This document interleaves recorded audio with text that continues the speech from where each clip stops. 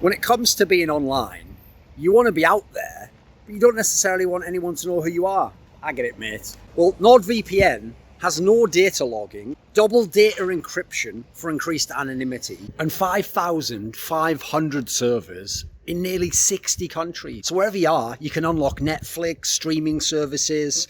So right now, over at nordvpn.com, with the coupon code Thorin with 3 O's, it's nordvpn.com/THOOORIN, you can get 70% off a 3-year plan and a month for free. So that's 70 off 3 plus 1 for free from you know who, yours truly, me. This is not going to be a video like Monty's, which I'll link there, or the general criticism I've seen levelled at the LCS broadcast from many quarters. As ever, I have my own angle and a different perspective. So instead, I want to highlight the philosophy behind the LCS broadcast, and that will be heavily emphasised around the hiring decisions and the agency given to those people, those creatives. So the LCS broadcast began for this split, and it attempted to, it would appear, mimic the LEC's fun vibe by having meme material, except this was just bad meme material. The sushi dragon guy dancing around with champions, I thought was a complete non-starter. I don't know why they would put that on a broadcast like LCS. Even seemed to go against past concepts for their trend and didn't add much. Le Tigris attempting what was quite frankly a quite forced freestyle rap that I thought fell really flat. Now, I'm not going to address those specifics as much as what they seem to suggest about the thinking behind them. Because I think what happened is the people behind the LCS broadcast looked at LEC, they even have someone who was involved with making LEC, and they saw that, hey, people enjoyed the fun, looser vibe, and they misunderstood what that was and misapplied it. I mean, this is actually reminiscent. It's quite a consistent theme for NA as a region of when the NA teams and coaches used to just look at LCK and the Korean teams and copy their playing styles and comps without even understanding them properly, what they were going for, and just mess them up completely in execution or essence. I mean, an example would be when I saw teams try to run Joggermore comps that didn't have the Lulu mid. I mean, that just misses the entire premise of what that did when the GE Tigers, later Rox Tigers, played that. What LEC has done, in my opinion, first and foremost, is get top talent, really talented people, or people with potential, or people already with big names, something LCS has far less of, and in the key roles that affect this kind of quality, and then give them agency and allow them to set a new standard and define a new vibe, which they've successfully done. Bravo to them. I'm not even one of these people who's going to blow the trumpet all day long and make out like they're the best thing ever. Listen, the rest of esports, like, I come from Counter-Strike, so welcome to vaguely coming to our level. Now, do you want to compete with us? Yeah, I did it. So LCS for me, the key difference that you need to understand, I think, is LCS has always been heavily under the thumb control of Riot Global, which is essentially just Riot North America, by the way. Their control, their purview, and thus has essentially been married to strange philosophies that they had at the top of their organisation. Sometimes, by the way, people who knew very little about League of Legends as an esport. So in the early days of LCS, this meant focusing literally on the champion being played in the game over the player piloting the champion. Essentially making the champion the star and the player the incidental quality, as opposed to the other way around, which would be logical to me. Now, that is so cynical as a marketing device, disrespectful of the excellence of the pros playing, and quite frankly shows a complete lack of understanding of what makes sports and esports great for people like me. It's not that LeBlanc is being played that makes it exciting, it's that Bjergsen is the one locking it in, who can do amazing stuff on that champion. In StarCraft, Quake, Counter-Strike, the stars dominate the narratives because those are who the fans really want to watch. Many fans don't even stick with a team. They just follow the star when he leaves that team. Hence all the Doublelift fans. They went from TSM and just started following Team Liquid, didn't they? Before that, they were probably CLG fans. My own video, which I've made in the past, where I tried to pressure them to highlight the greatest players, like to talk about Bjergsen having the most titles back then, Doublelift challenging for that, the two playing each other, storied rivals, storied teammates, champions together, now battling each other. Like, I wanted to stress that, and they've started to do little bits of that, but they still haven't done even enough, and I think they just did that in response to my video and the fact that people seem to appreciate it. So think of how Korean esports hyped legendary rivalries. In StarCraft, it was Flash versus Jaedong, or in League of Legends, it was SK Telecom Telecom versus Katie Rolls to the Telecom War. Those transcend the matches, those narratives. Those narratives will make you watch the match, even when the match doesn't actually live up to that, like currently when you have a Telecom War. And then you think about the intros they did with the stars of the league, trying to highlight new stars and old stars and legends and people who can challenge them, introduce new characters. Oh, it was a TV show. That's where they took it from, by the way. They just copied it from K-dramas, didn't they? So those intros are legendary. I mean, the most recent one is straight fire. It is unbelievable for League of Legends. I think it's one of the best that's ever been made. So to me, these decisions by Riot on the LCS broadcast just show that the producers of the show don't get it. Like this split, I would have heavily focused on some key narratives, like Doublelift rejoining TSM, but not just for the BF1 versus Team Liquid, for what it means to reunite with Bjergsen, what it's going to represent to put together so much of the squad from Season 6, that they're going to make good on what they didn't do. There's so many angles you could have gone with it. They just made it about this whack best of one. Like, that's not the biggest, most important aspect. Similarly, I'd have had a whole feature that was about Cloud9 being effectively unbeatable last split, and showing the different lineups that could potentially challenge them now, have them talk about how unbeatable or why they're unbeatable last split, but then say how they can battle them now, what they've learned from that, and how they're going to topple them. Whatever they would say, you know, that's how I would build the hype. Instead, everyone thinks it's just another Cloud9 split, isn't it? And nobody, because there's no reason to change the narrative if you're a fan. You don't get given it by Riot. We make the narratives, if anything, and then the broadcast talent just take it on air. If anything, interesting how that relationship happens with Riot, right? They just take from the community. They don't tend to give back as much. So I always thought also, by the way, they did a terrible job highlighting big name acquisitions over the years. I'm talking about people who've done massive things or had massive names, and they just arrived and they were just playing a game, and you'd hear the buzzing comment, oh, and here we have, Jensen, of course. You didn't even tell us who these guys were. Like, you had Piglet, a world champion, came over just over a year later. You had Hooney come over when he'd just done all that incredible stuff with Fnatic. You had Froggen come over, one of the most storied Mount Rushmore figureheads of European League of Legends. Soaz, arguably the player with the greatest longevity and success over his entire career in the history of League of Legends from the West. Febiven came over after he'd been a stud for Fnatic a year or two earlier. Someday came over, an LCK champion, by the way. Ryu came over, someone who was coming off a world semi. He'd been to a world semi not that long before that. Yellow Star came over when he was thought of actually as the GOAT of European League of Legends, the most decorated player. Sven and Mithi, the best in the West bot lane, came over. Where was all the hype, by the way, for how they were going to battle against Team Liquid's bot lane, etc.? Exactly. Where was the fanfare? What is this? Like, do you not get it? You don't actually. I understand that personally. It's other people, I think, who hold out this naive hope. I have no hope whatsoever, personally. I don't even think this video will make a dent. It won't touch the sides, boys. Overall, I think it is meant treating the LCS like it was some sort of glimpse into the future of TV-ready programming, loath as I am to use that Orwellian term, since they presumably wanted broadcast rights deals. And this is an example, a classic example of something I hate in esports, this trend of giving up what actually brought esports to this point and made it great and hardcore. Now, even though you don't have what you want yet, to court the mainstream who still don't really want us. Like, this is the prime example of giving up the bird in the hand for the two in the bush and never getting anything and going hungry and having to eat twigs and berries. So the infamous NFL bias has to be mentioned at this point in time. In the early days of Riot Esports and League of Legends, they had some really silly executives who just knew stuff like traditional sports and didn't even know esports. That's why the joke is that they think they made esports. They think just because they had some money that they made it and they made it 10 times bigger. It's like, all right, homie, let me tell you some things about how Korean finals worked, etc. But okay, Dota and stuff like that. But anyway, whatever.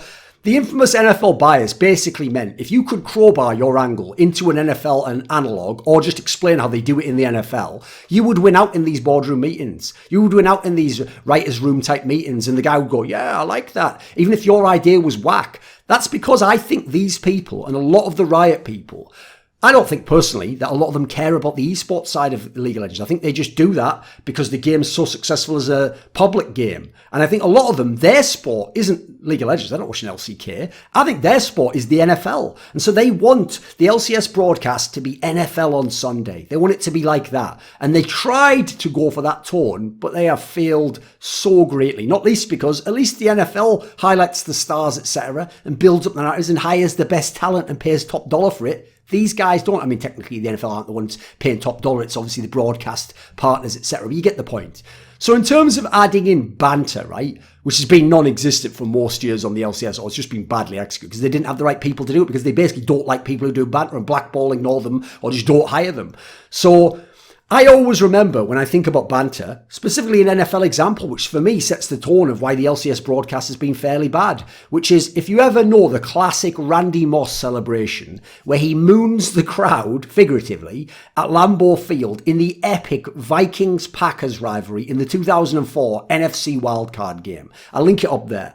To me, that's legit banter. It's fitting of the heated rivalry, and it adds to the story of the game. It's more memorable now than whatever happened in the game. But the commentator, I think it was Joe Buck, just goes off about how disgusting it is. It's like he thinks this guy actually did drop his trousers for real and pump out a Cleveland steamer on the field. Like, get over yourself, mate. What are you talking about? That's way too uptight, because that's back then when they were thinking of the NFL as, this is the American pastime, and we're programming people as to what an American is, or what they think you are, so that you don't tune out in outrage and not buy the sponsored beer brand or potentially lethal medication that they're going to advertise in the breaks or after the show. For me, that's been LCS for a long time, and that's what's made it not very good. At least the NFL has the viewing figures. LCS didn't, relative to what they were trying to accomplish and how much you have to spend on it. So when they veered away from that, the rare occasions they did, I thought it was always a flop. I mean, I think one of the worst ever was when Mark Zid, I call him Mark Z as a joke because there's Z in English, isn't it? Not Z. Mark Z did that Silver Scrapes moment where he came out and sang it on the mic. That was like in a finals, I think. I was going into game 5 of finals or something, or was it a semi-finals? Whichever it was, like, for goodness sakes, like, that's not the moment for that. Read the room. Like, the gravitas of that moment was actually destroyed for me. I remember watching it on the broadcast by such an ill-timed and ill-thought-out decision. So the closest they've come to legit banter and memes, in my opinion, was Overly's content. Not her interviews, I agree, those had some issues, and she's not the best interviewer in terms of on a stage thing. When she filled in for Travis, she could do a good job. But her videos were good, her side content was good. In fact, I hope the LEC, if they're listening to this, consider bringing her over now that Riot don't use her. And by the way, that leads us into the hiring conversation. Because let's talk a second about talent acquisitions and philosophy behind them.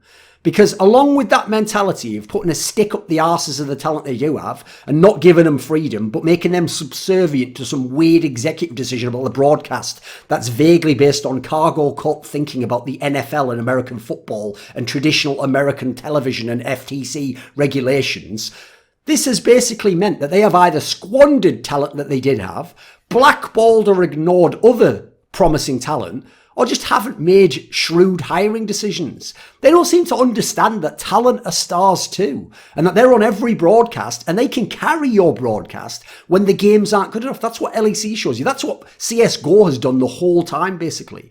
So consider for a second the American-born talent, or at least American talent, I can't technically know where they're all born, who would have worked on the LCS at the right points in history with the right deal or offer. So I'll start with Froskurin. She was ignored and went on to become the best colour commentator, arguably, and now is in LEC, the rival region. What a missed opportunity that is. How about Raz? There's another guy ignored, except for the analyst desk occasionally when he would be working in NA, and went and flourished in the LPL in the vacuum of having no other stars there. He became one of the key figures. How about Dracos? People forget this guy's American as far as I know. He's also been ignored and has become popular in LEC. Ender, to a lesser degree, has been ignored, has become popular in LEC, fits the whole meme culture there. How about LS? People forget he's American as well. He has been ignored and has become really popular in LCK and one of the great thinkers defining meta-narratives and narratives that, by the way, their broadcast now references because they're so ubiquitous in the analytical scene. How about Loco Doco? He was used briefly on an analyst desk, but ignored due to silly things in his conduct elsewhere that absolutely did not in any way warrant blackballing, which is essentially the case now with him. And I'll also say, Riot has also had a consistent theme and trend of blackballing many people I've worked with as co-hosts on my talk shows in the LCS, the LEC, the LPL. I actually have seen the conversations, the receipts to show that this is the case. And it's specifically because they worked with me. That's how much Riot won't give you a great broadcast, but want to spite me personally. They want to try and hurt me through these other people, or send the message to those people, you ever want to be on a Riot broadcast, don't ever go near him, he's cancer. That just shows how they have different priorities than putting on a great broadcast. To me, the broadcast should be God. It should be king. It should be above all else. Not these petty political and personal beefs that you're trying to execute using human beings as pawns for the love of all things good and pure. Riot can't let anyone else have credit or the ball. It has to only be them and in their way. And you must always be subservient to the godhead that is the Riot executives. So, even though someone like Loco would be a fun addition and can do a lot and knows a lot of the players, despite what Reddit might think, they just ignore him completely. And even though he lives right nearby, they just ignore him. How about Overly? They had her, and now they've cast her aside. Yet they've then tried to implement what was her strong suit unsuccessfully. I could laugh myself to sleep. How about Mark Z? He's used, but not well. If you've ever seen him on talk shows, he's way more of a character and way more interesting, way more daring to say things. He doesn't on their broadcast because he has to get into the suit and tie and keep his job, right? You'll see what happens to some of the others that try being banter lords, etc. How about Monty? You're probably thinking, nah, never happened. In every interview, Monty said that, he wanted to keep doing LCK and he wouldn't have wanted to do LCS. And obviously, he seems to look down on LCS. No, he just was disappointed with the level of play. If you'd have put him on LCS, he would have championed the best parts of LCS, like he does now with his work for Cloud9. And by the way, the time to get him was when you heard behind the scenes, because everyone who's in the industry actually can hear these things behind the scenes, that he was potentially going to leave Overwatch League. Imagine what a score you'd have over the Overwatch League, what a win you'd put on the industry resume by taking their biggest name and showing that I don't even believe in Overwatch League anymore, but LCS is where I'm at. I think he would have considered it. If you would have given him quick shot-esque power, you'd have let him have some like creative control and be like semi-executive in that regard, I think he probably would have done it. I think it would have been an interesting challenge for him. And he lives in LA. Too late now, by the way, because now he's with Flashpoint/B-Site and he has full creative control in the way he'd never get at LCS. And so you're just never going to get this guy now, except if it's years in the future and you pay him a massive amount of money. And worst of all, as you can see from his critique of broadcasts and many videos about it, he has a vision for the broadcast that actually could make sense. He has worked in different regions on different games, totally different concepts. In fact, the lessons he learned from Owl's failure could be to LCS's favour, right? Not if you Riot, because you've got to score those petty points again. It's not important that your fans get someone they'd love to watch now and watch a brilliant broadcast that's transformed. It's important that you stick it to someone for what happened 4 or 5 years ago, because that's who Riot seemingly is. So how about Doa? Again, you're probably thinking, how would Doa ever be hired? Doa could be hired today if they made him the right offer. I'm telling you. But they have chosen to ignore him and show no interest in him. You might remember the famous story where they told him that he lacked the gravity, the word's gravitas, by the way, to do big games, which is so ignorant. This guy has the most iconic play-by-play call in the history of League of Legends esports. By the way, anyone who's going to go, but what about the expected back? No, you're a boomer in that sense. Like, no one remembers that. No one was around back then. Everyone knows, even though it was the same season, the Faker Ryu 1v1. I wish it was Faker Expect. I wish he had played for that team. I'd be able to win. How about Achilles? Probably a name you're not expecting me to pick out, right? Well, he's done work with LCK. He worked for Team Liquid before that in NA and has all the connections. He now lives in the US doing Overwatch League. What a missed opportunity this is. This guy would love to be a part of the broadcast. Then consider some of the talent people could have brought something to this broadcast that they could have had, but seemingly made no attempt to, or certainly didn't secure. I'll tell you one right off the bat that you're not going to think of, which is Romain Bigade. It's that guy who I always used to call like a bit of an attention whore in Europe because he always painted himself and had to take his shirt off every time because he's been working out. Like, I get it, dude. People do that, you know. I mean, Affleck's my humour. I guess everyone, you know, you play up your strong suits. He's now working on the LEC. Well, remember, in Season 9, he was in NA with Optic. Like, this is a guy where if you'd have given him a really good deal, especially on-camera deal, I think he would have taken it. And I think people would have actually loved that stuff. People that didn't seem actually as uptight as I was about the stuff he did. How about Quick Shot? This guy, years earlier, would have definitely accepted an offer, in my opinion. Maybe even up to 2 years ago in EU. He is now the defining factor of the EU broadcast that makes you look silly on a regular basis. What about D-Man? Okay, People might know this story vaguely, that he applied to come back to League of Legends and work with Riot for LCS. They gave him the runaround with those 50 million interviews and then just didn't hire him. Likely, by the way, are you noticing the theme here, as a reprisal for not staying with the EU LCS years earlier and going over to ESL instead. And, unfortunately, leaking that email to Richard Lewis that Richard Lewis accidentally forgot to delete the email address of, and then, unfortunately, that probably caused them to hate D-Man. And also, he didn't want to move to Berlin. Now, I think that's so silly they didn't just put bygones in the past and hire him, because when you consider his legendary status, especially in League of Legends, listen, if people like Freak and Riv as commentators, they would have loved D-Man in the LCS. Then let's go to Deficio. Remember, the EU LCS for many years was tiny and basically kept down like the red-headed stepchild in the attic for the favoured son of NALCS, the golden child that had to be given everything to succeed. The pay wasn't great over there. The viewing figures at times were lower. And quite frankly, a lot of those people working on the broadcast back then almost aspired to the LCS. They would have considered that a promotion to go to NALCS. So I think he could have been tempted before he became the poster boy for loving European League of Legends. How about Papa Smithy? Pre-LCK, he would have jumped at the job. I think he even applied a bunch of times. I think they should have gone for him and made a big time deal for him, almost blank check scenario, when he was like the star of LCK after Monty and Doa and a massive draw. And he can do it all. He can be on all facets of your show. One last name I'll throw in there. Yamato Cannon. The guy is a showman. He is ridiculously beyond his age in terms of how he presents himself, how he can appear, his presence on camera. And what was he doing last split? He was out of a job, publicly telling people he wanted jobs and just creating content on his YouTube channel. By the way, props to him for actually doing that. So many people say they're going to, or think, I should do that, and then just never do anything and just sit on their ass. Now, the problem with all of this, by the way, is even after making this video, even after people showing their disgust, essentially, or dislike of the broadcast, Riot never admit mistakes properly, as in they don't do it in a sincere and genuine manner, and then they don't actually make the changes. They don't fix these things. What they'll always do is explain how they hear you and that they know it's an issue. In fact, they already knew it was an issue and they'd identified it as well at the same time as you. And you know what? They'll fix it and they'll correct the error.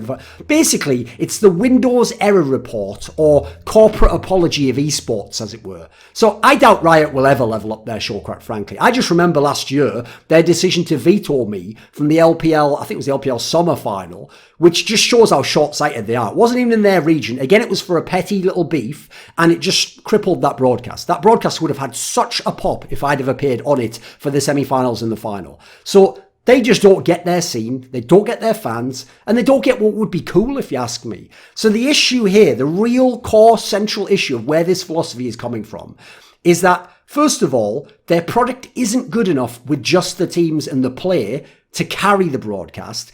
And then the issue comes from the executive level, not even just the talent, because who hires the talent?